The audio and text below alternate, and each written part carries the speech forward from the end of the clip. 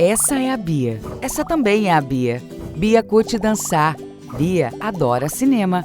Bia gosta de cantar. Bia se amarra em praia. As duas têm gostos diferentes. Mas na hora de estudar, elas se encontram na plataforma Gonçalves Dias. Aulas pelo canal do YouTube, dicas pelo Instagram, conteúdos para downloads no site e muito mais. Plataforma Gonçalves Dias. Aprenda onde estiver.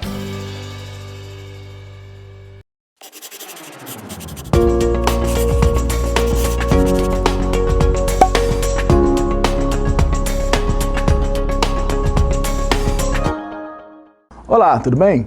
Eu sou Adriano Ribeiro, professor da disciplina de Desenho Técnico 2. Nesse momento vamos falar também relacionados às prerrogativas para que você tenha o desenvolvimento do desenho.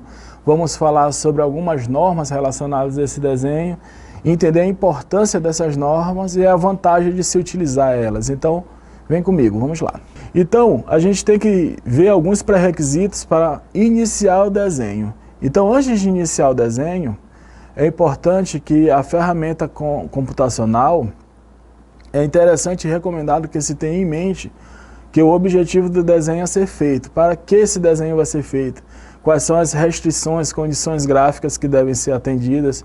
Quais as normas que regem e a padronização do desenho?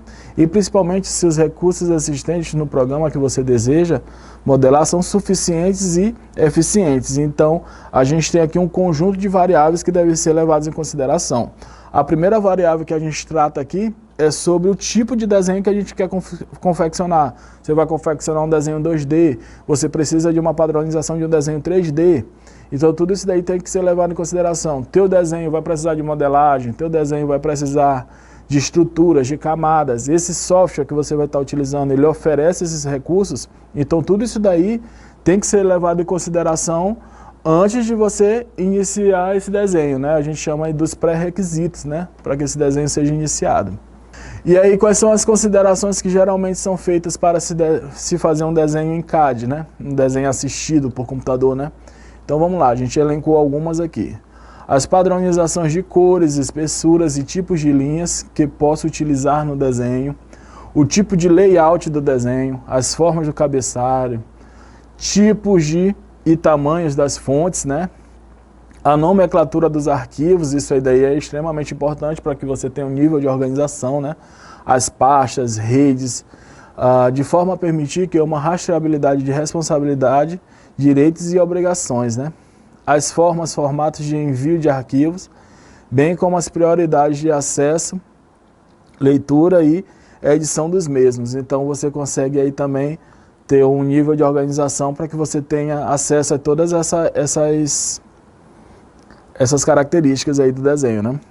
O posicionamento do sistema, coordenadas para o desenho da peça e do conjunto, a opção de acesso de múltiplos usuários, simultaneidade, sincronismo, as permissões de acesso, edição, alteração e cópia, se necessário, né? Se é um projeto aberto, que você permite que outras pessoas venham e façam alterações, ou se não, se teu projeto é fechado, então você tem que, tudo isso daí você tem que verificar, né, através das permissões, né?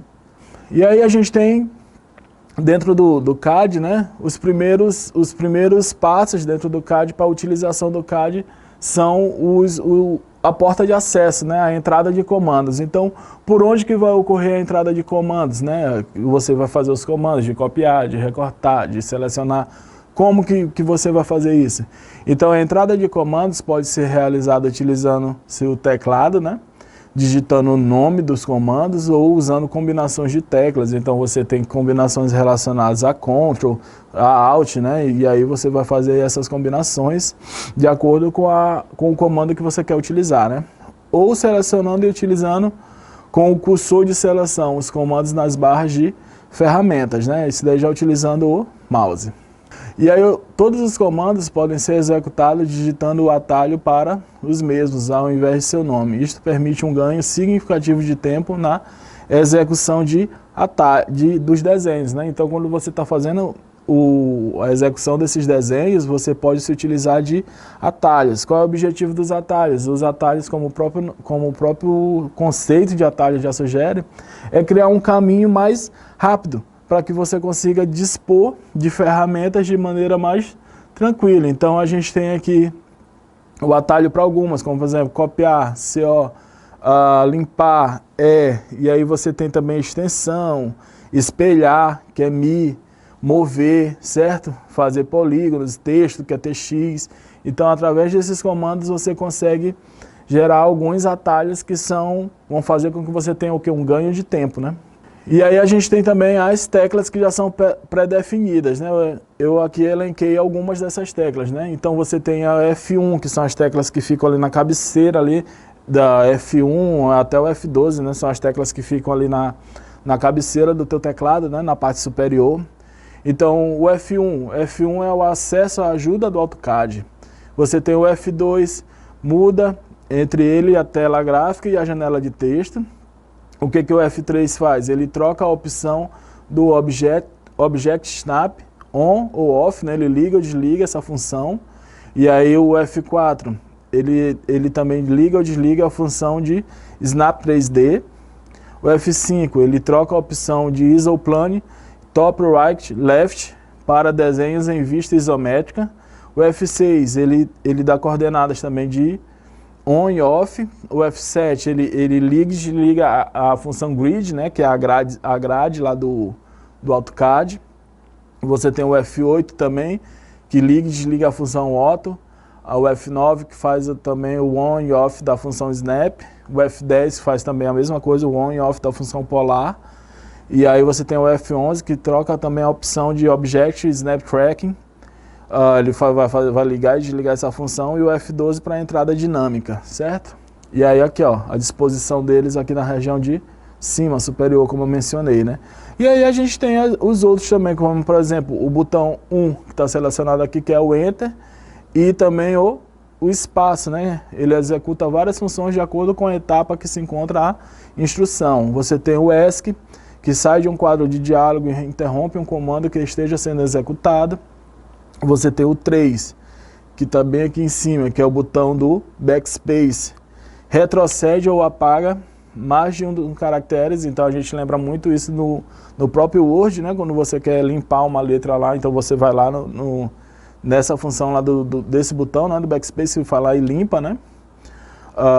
O 4, que ele também vai apresentar funções já pré-definidas, que a gente conversou anteriormente, que o 4, na verdade, aqui é o conjunto dos Fs, né? Do F1 até o F12, né?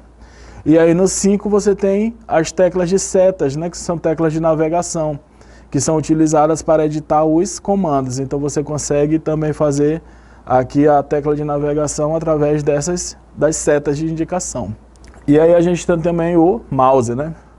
O mouse é utilizado para selecionar comandos, desenhar e selecionar objetos na tela. Então a gente tem aí no mercado uma gama de mouses que já são até adaptados para determinadas situações. Então a gente tem desde os mouses mais comuns, que apresentam apenas 2 botões, né, até os mouses mais sofisticados, que vão apresentar outros tipos de comandos ali à sua mão, né.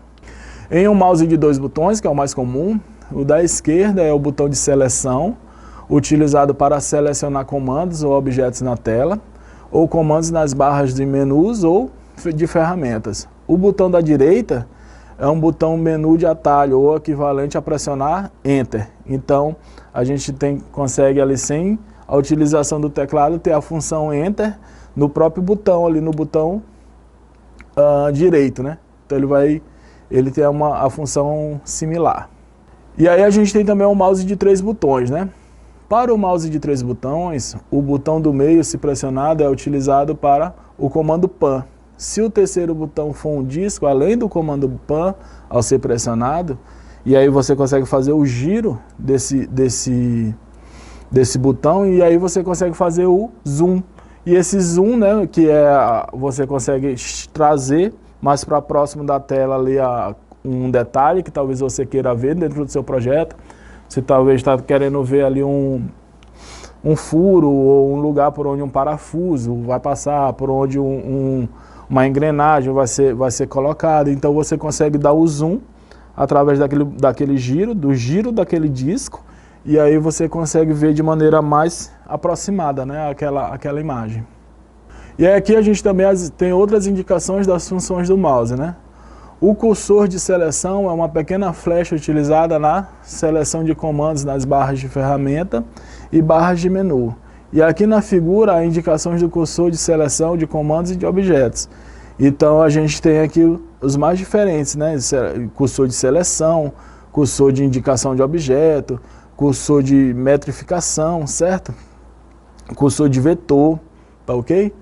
Então a gente tem o cursor de mira, que é utilizado na área gráfica para selecionar objetos ou pontos. O AutoCAD permite ao usuário alterar o tamanho do cursor, né? Dependendo da necessidade você consegue fazer essa alteração. Tem também a função Pickbox, pequeno quadrado utilizado para selecionar objetos durante o comando de edição. Ao aproximar o mouse de uma entidade, os pontos ficam. E aí você tem aqui os pontos que você consegue selecionar dentro de um objeto. Por exemplo, você quer selecionar uma determinada área ali dentro do objeto, você vai fazendo os pontos de Pickbox, certo? E aí o AutoCAD permite a alteração de tamanho, cor deste quadrado de seleção. Então você quer, por exemplo, demonstrar que aquela área ali vai precisar de uma pintura diferente, ou ela possui um relevo, ou ela possui uma região com uma camada, uma rachura, ou talvez uma camada diferente. Então você consegue selecionar e demonstrar aquela região através desse comando aqui, né, que é um comando extremamente importante e utilizado dentro do AutoCAD. E aí a gente tem aqui os comandos iniciais, né? É importante lembrar que o AutoCAD permite que a área de trabalho, que é também chamada de Workspace, né?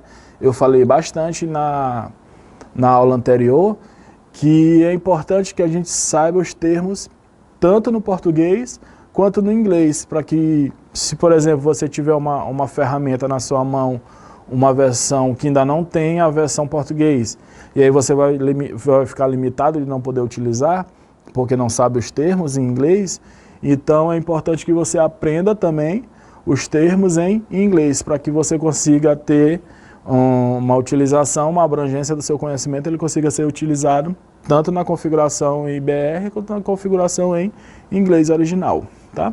Então o AutoCAD ele permite que você configure a Workspace, né, que é a área de trabalho do programa, seja configurado conforme as necessidades do usuário. Isso daí também eu comentei na aula passada, né? Se você utiliza determinadas funcionalidades com mais frequência, o próprio programa ele vai customizando ali a tua barra de comandos, né? Então ele vai fazendo com que você já tenha ali acesso, atalho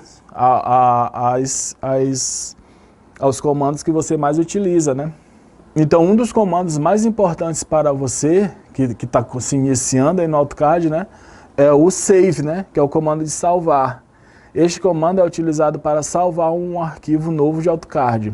E aí ele possui a extensão do tipo DWG em uma pasta definida pelo usuário. Então é importante também que você já tenha feito aquela pasta e que você tenha o acesso e saiba onde está nessa pasta, né? Dentro do teu notebook, do teu computador de mesa, tá ok?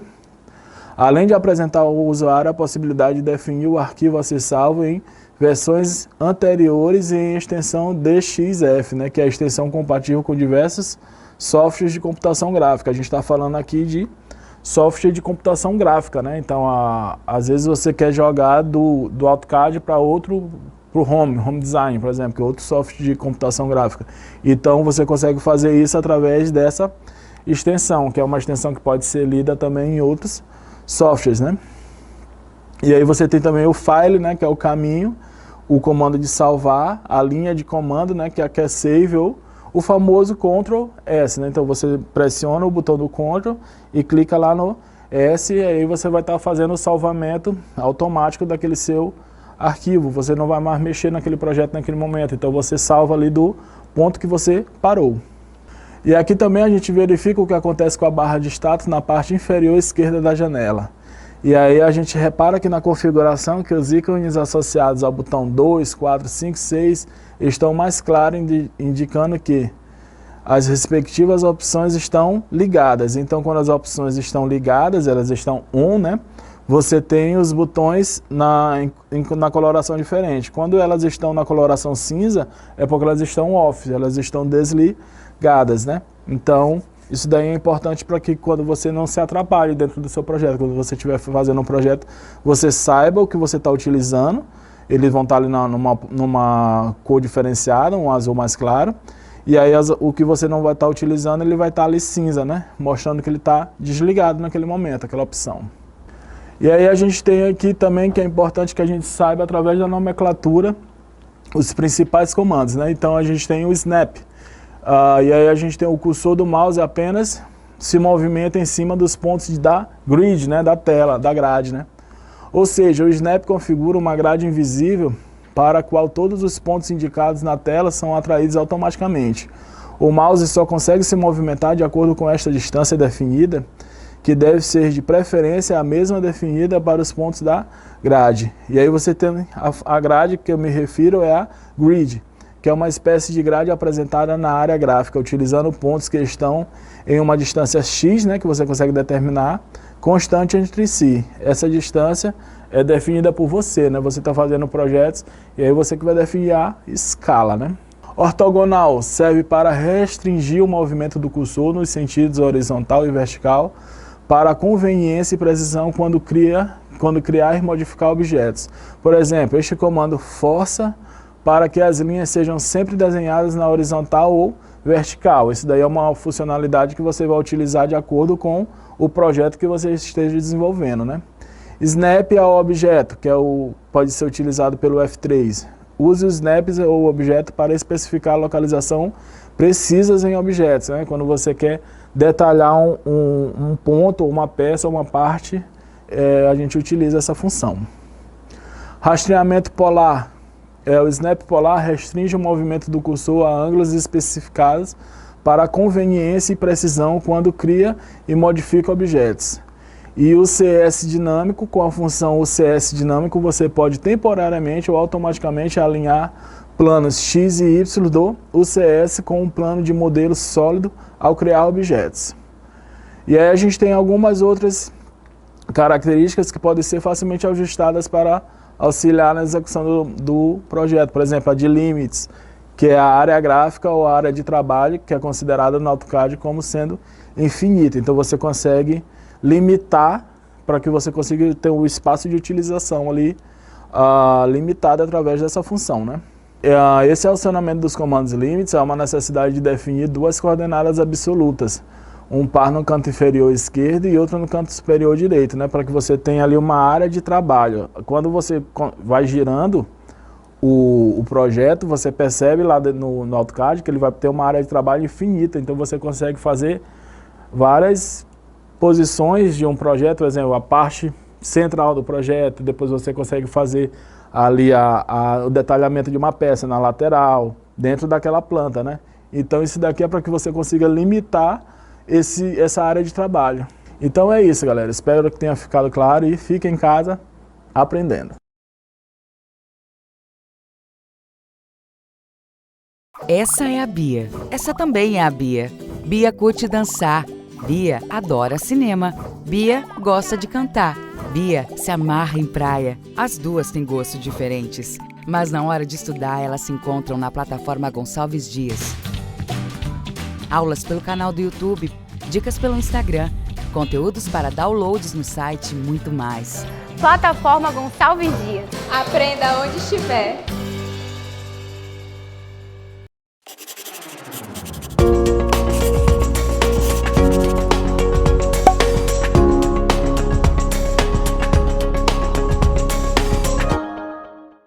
Olá, tudo bem? Eu me chamo Adriano Ribeiro e sou professor da disciplina de Desenho Técnico 2. Nesse momento vamos falar um pouco sobre normas de desenhos. Vamos entender a importância dessas normas, entender também para que essas normas servem, qual é a vantagem de se obedecer a essas normas. Então, vamos lá, acompanhem comigo. Então, a gente tem a ABNT, que é a Associação Brasileira de Normas Técnicas, em suas normas, a NB8 e a NB13, recomenda a utilização dos símbolos abaixo, que devem ser colocadas sempre antes de valores numéricos das cotas. Então a gente está falando aqui de normas relacionadas a desenhos técnicos de peças. Então, por exemplo, você tem aqui esse símbolo, que é um círculo riscado na diagonal. O que ele vai representar? Ele é um indicativo de diâmetro. Então a gente consegue ver através do desenho, onde tem o símbolo do círculo cortado e tem um número ao lado, você tem ali o diâmetro daquela peça, né?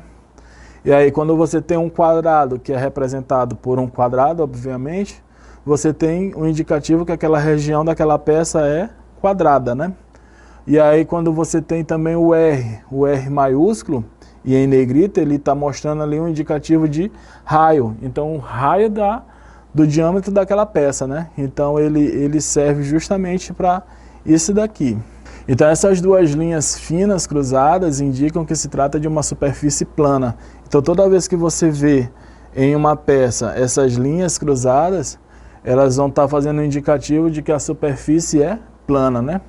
Quando nas vistas cotadas for evidente que se trata de diâmetro ou quadrado, os respectivos símbolos podem ser dispensados. Então, quando em um momento você tem ali, você consegue, dependendo da vista, tua vista for lateral, tua vista for frontal daquela peça, e você já consegue entender de maneira óbvia que você tem ali um diâmetro, um quadrado, é dispensável o uso daqueles símbolos que eu mostrei anteriormente. Então ele pode ser dispensável nesses casos que eu mencionei. E aí a gente tem também a simbologia para materiais perfilados. Então os símbolos abaixo devem ser colocados sempre antes da designação da bitola do material. Então primeiro você designa a bitola, que está relacionada às dimensões, né, os milímetros daquele material, e aí você faz o indicativo do símbolo, né? Então a gente tem aqui os símbolos, por exemplo, você tem o círculo, que tá dizendo que é um indicativo que aquela peça ela possui o formato redondo, e aí você tem aqui a leitura, né? Você tem 1/4 de milímetro por 1 milímetro por 85 milímetros, né? Então aqui você tem as dimensões. No quadrado, a mesma coisa, você tem um quadrado para um indicativo de que aquela peça é quadrada, né? Você tem aqui como você tem o símbolo do retângulo, mostrando que aquela peça é um tipo chato. Então ela está indicando que é uma barra chata de 1/4 de milímetros. Você tem o L, demonstrando que aquela peça ali, na verdade, é uma cantoneira, né? Você tem o T, que é um indicativo de T, e aí esse T ele vai ter a espessura, né?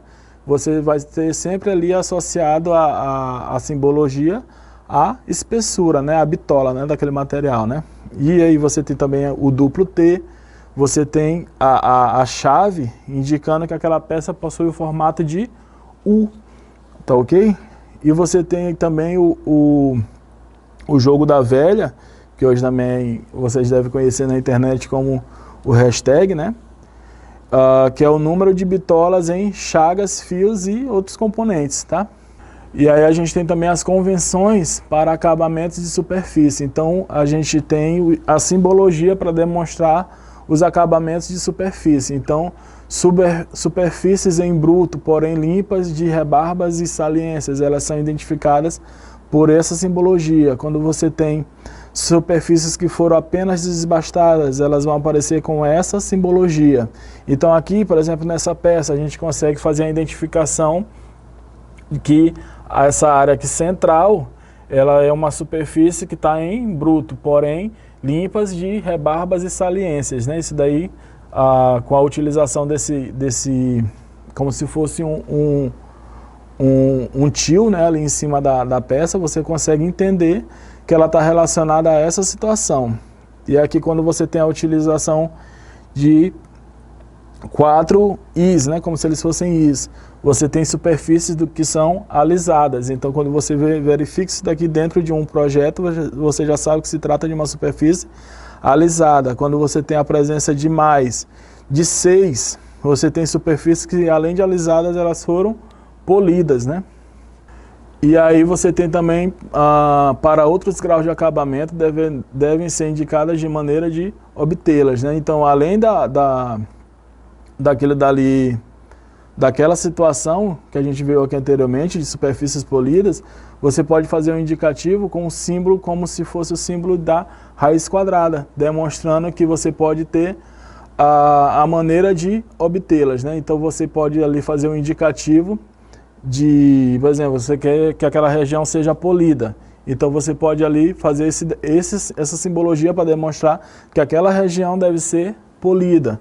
Ou então superfícies sujeitas a tratamentos especiais. E aí a gente consegue indicar, através dessa simbologia, os tipos de tratamentos que a gente quer que sejam utilizados naquela região. Como, por exemplo, ela pode ser uma região cromada, ela pode ser uma região niquelada, uma região pintada, tá? Então isso daí normalmente a gente tem essas especificações quando são peças que vão para retíficas, que elas vão sofrer processos de desbaste de área, ou elas vão passar por algum tipo de tratamento, né? E aí o tratamento para que elas atinjam essa situação, elas podem ser pintadas, podem ser niqueladas, podem ser cromadas. Então isso daqui a gente simboliza dentro do projeto, tá ok? Quando todas as superfícies de uma peça tiverem o mesmo acabamento respectivo, o sinal deve ficar em destaque. Então, por exemplo, você tem um conjunto de peças e todas essas peças elas têm o mesmo tipo de acabamento, não tem a necessidade de, em cada uma das peças, você ir lá e colocar a simbologia.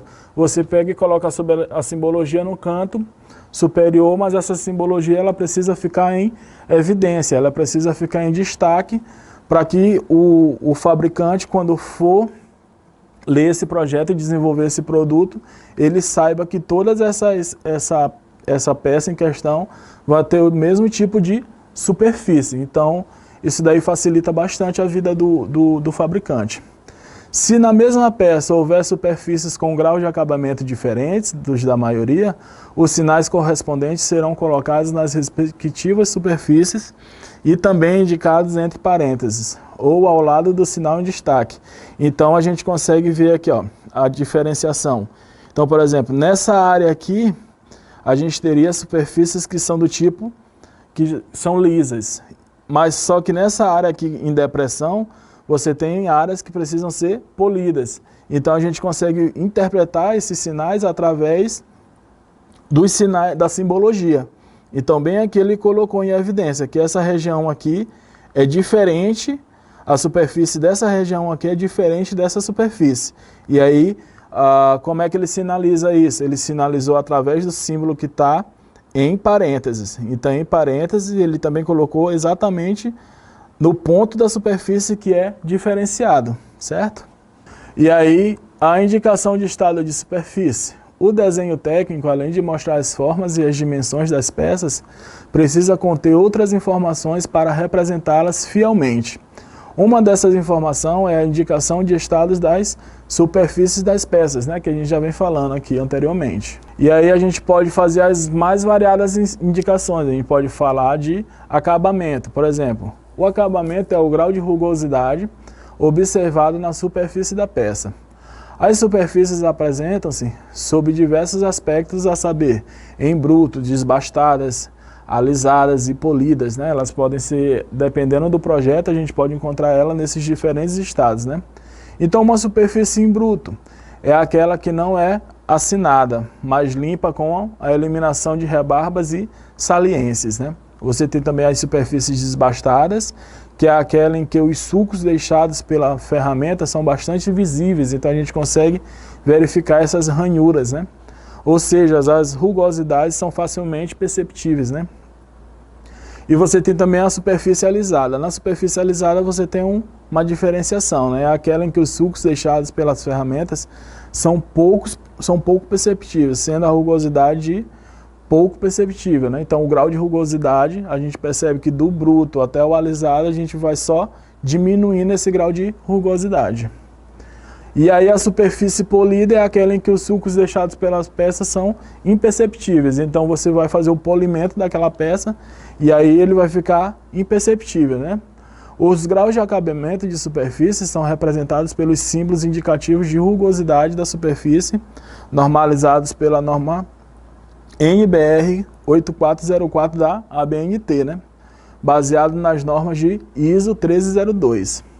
Os graus de acabamento são obtidos por diversos projetos de trabalho e dependem das modalidades e das características dos materiais adotados. Isso daqui, a gente quando fala sobre a parte de retificação, a parte de usinagem de peças, a gente fala bastante sobre esses graus de acabamento, né?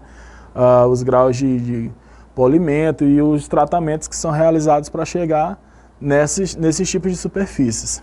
E aí agora a gente fala um pouco aqui sobre rugosidade. Com a evolução tecnológica, houve a necessidade de se aprimorar as indicações dos graus de acabamento de superfície, com a criação de aparelhos capazes de medir a rugosidade superficial em micrômetros, né? E aí 1 micrômetro vai valer a 0,001 milímetro. As indicações dos acabamentos de superfície passam a ser representadas por classes de rugosidade.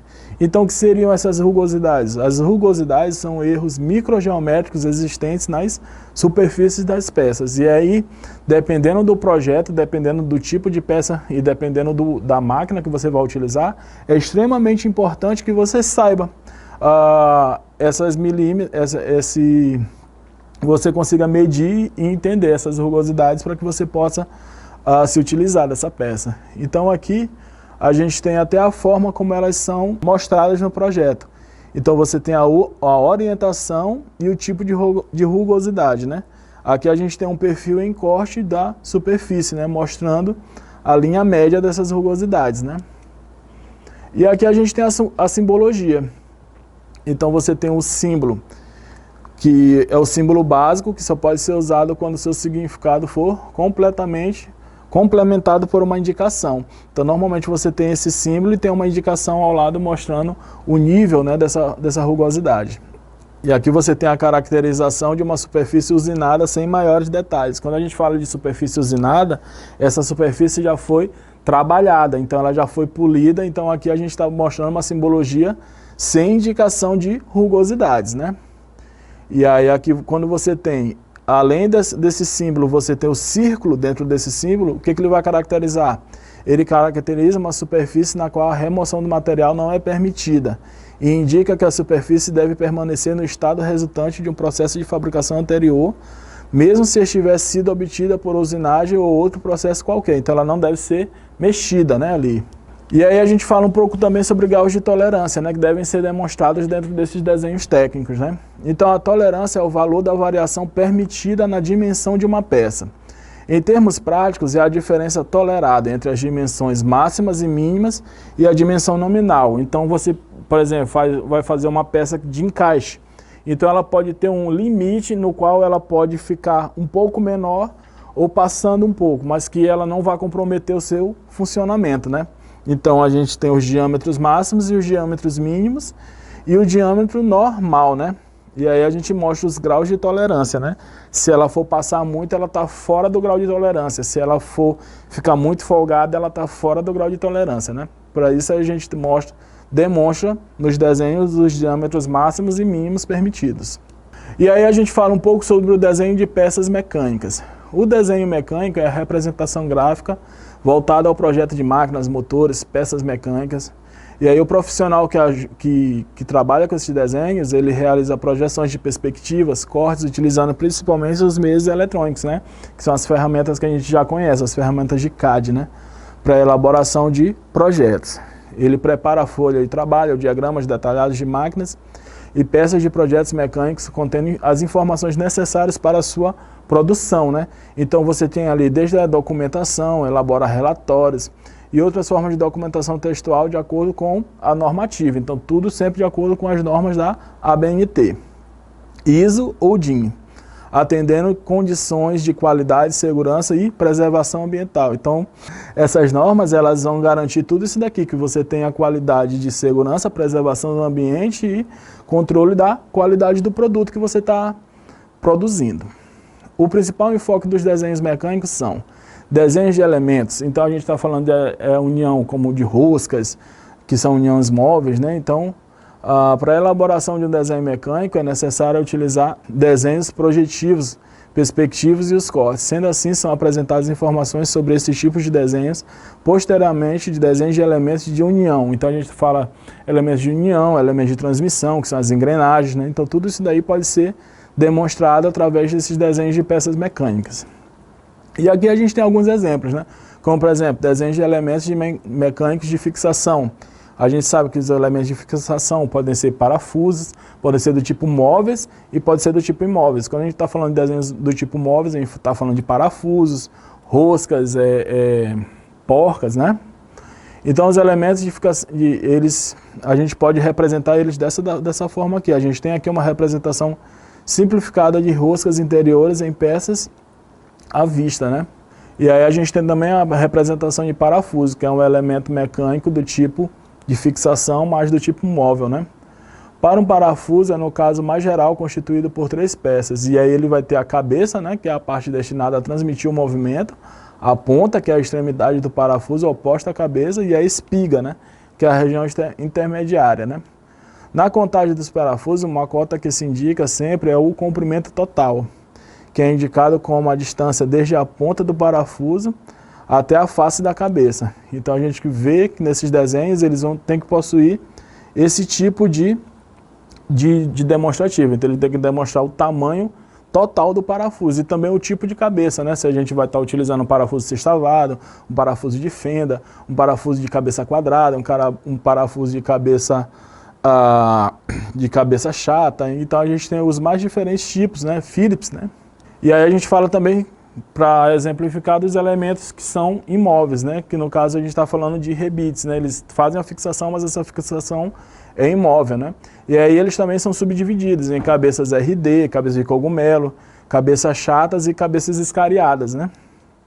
E aí também a gente tem aqui a exemplificação de como eles costumam aparecer nos projetos, né? Então normalmente eles vêm com a legenda na lateral, para que seja entendido dentro desses projetos.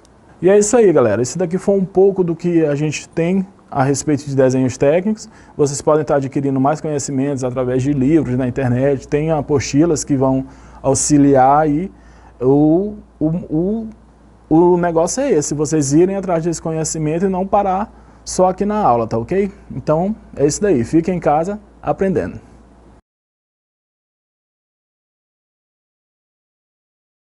Essa é a Bia. Essa também é a Bia. Bia curte dançar.